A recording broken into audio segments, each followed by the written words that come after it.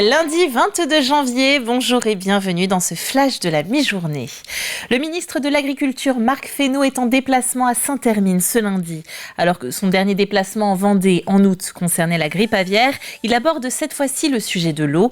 Notre journaliste Aurélien Huard est sur place. Sans eau, il n'y a pas d'agriculture et l'agriculture va s'adapter et réaliser des efforts importants. C'était le message du ministre de l'Agriculture ce lundi matin à Saint-Hermine. Parmi les éléments à développer, Marc Fesneau a cité les réserves de substitution, ces fameuses bassines dont on parle beaucoup depuis plusieurs mois. Un système vertueux et nécessaire selon le ministre.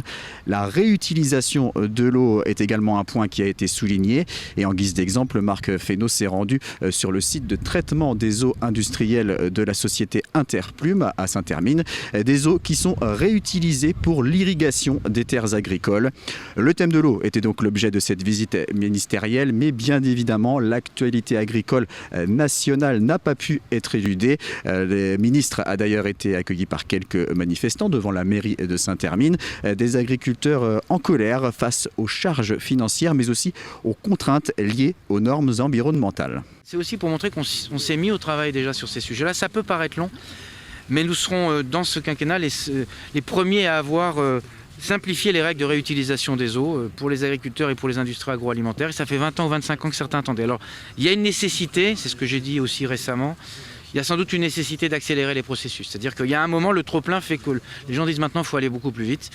C'est ce qu'avait dit le président de la République il y a une quinzaine de jours, c'est ce qu'a réaffirmé le Premier ministre. Et on va y travailler, y compris dans la loi d'orientation, on va essayer de rajouter des éléments. La loi était prête.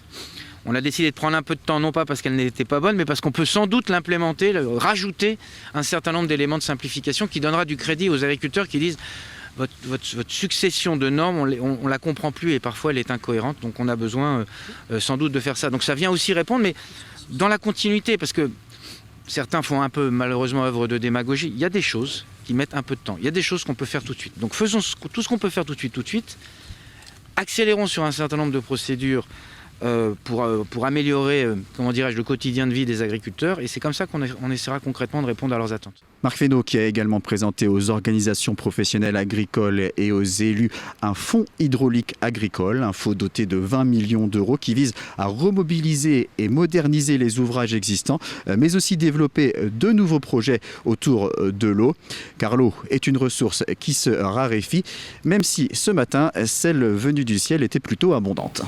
Et nous reviendrons sur ce fonds hydraulique agricole dans notre édition de 18h.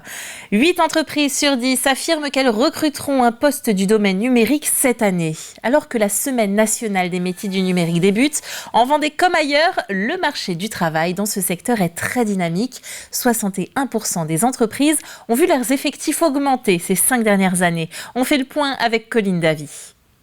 La filière numérique est catégorisée par 2 types d'entreprises. D'un côté, celles directement liées au numérique et de l'autre, celles qui intègrent un pôle numérique avec par exemple des techniciens ou une direction digitale. Seul 1% des salariés vendéens travaillent dans ce domaine dans l'une ou l'autre des catégories. Pourtant, le secteur est en constante croissance.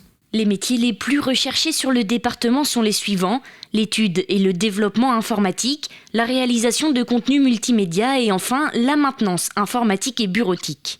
Un besoin qui ne diminue pas, 89% des entreprises vendéennes recrutant dans le numérique estiment qu'elles connaîtront une croissance sur les 3 prochaines années.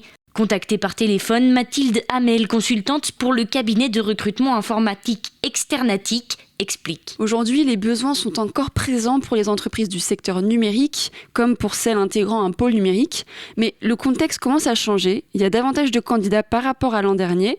Si elles ne trouvent pas, c'est principalement parce que le bassin vendéen est compliqué.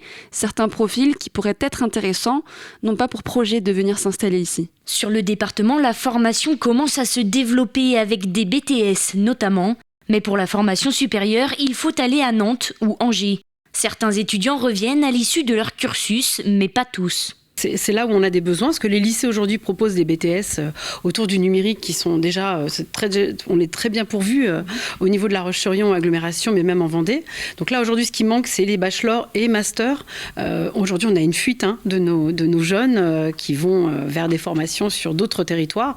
Alors après, c'est pas anormal de vouloir aller un peu ailleurs, mais ce serait intéressant aussi d'avoir cette proposition, cette offre sur notre territoire. Et aujourd'hui, c'est 225 entreprises qui ont des projets de recrutement dans le numérique, mais qui ne trouvent pas forcément rapidement des candidats. Dans la région, 4500 offres d'emploi ont été confiées à France Travail, le nouveau Pôle emploi. Ce sont souvent des contrats d'une durée supérieure à 6 mois. Alors, pour aider le secteur, France Travail organise pendant toute la semaine des rendez-vous en Vendée. C'est la 6e semaine du numérique et elle commence aujourd'hui. Merci Colline Davy. Un marché de producteurs locaux, c'est l'événement réalisé par les 30 élèves de première Bac Pro Cuisine Service de la MFR de Saint-Michel-Mont-Mercure. Deux mondes de prime abord éloignés et pourtant, on regarde ce reportage de Julie Morini. Bienvenue au plus haut marché de Vendée, à Saint-Michel-Mont-Mercure. Nous sommes au point culminant du département. Ici, la MFR a accueilli un sacré projet. Ils ont dû travailler donc à 30 ensemble, ce qui n'est pas évident, travailler ensemble, travailler en groupe, en sous-groupe et individuellement, afin d'imaginer, d'ingénier un chef-d'œuvre. Un chef-d'œuvre qui a permis aux étudiants de première pro service cuisine de réaliser ce marché de producteurs de A à Z. Divisé en 4 groupes, chacun a géré sa partie. Mehdi et Noah se sont occupés des exposants, une nouvelle expérience pour eux. Déjà, c'était un beau défi de participer à ça parce que nous, dans nos métiers, c'est apprendre à gérer des choses. Et là, gérer le marché, ça nous a fait plaisir. Il y a eu l'excitation d'un projet qui se réalise quand même avec toute la classe. Dans la partie atelier de l'établissement, certains produits du marché ont été préparés, du service à la cuisine en passant par la production, des métiers complémentaires. C'est vrai qu'un marché par rapport à des cuisiniers ou des serveurs, ça n'a aucun rapport, sauf si on se dit, nous en tant que serveurs, comment on va les vendre, d'où il vient, qui l'a fait, et donc c'est intéressant de nous de travailler avec eux et de savoir comment il s'est fait, quoi. Au total, 8 producteurs locaux ont suivi le projet de ces jeunes. Ils ont tout intérêt en plus à comprendre aussi les producteurs locaux, savoir comment qu'on travaille, et puis c'est eux derrière qui vont faire valoriser nos produits à nous, quoi. C'est pour l'avenir, essayer de refaire un lien entre le terroir produit et cuisine. Ce marché a eu lieu pendant la journée porte ouverte de la MFR. Les visiteurs ont donc pu découvrir les talents des étudiants. C'est la fin de ce flash. On se retrouve comme d'habitude à 18h pour une édition complète. D'ici là, bel après-midi et à plus tard.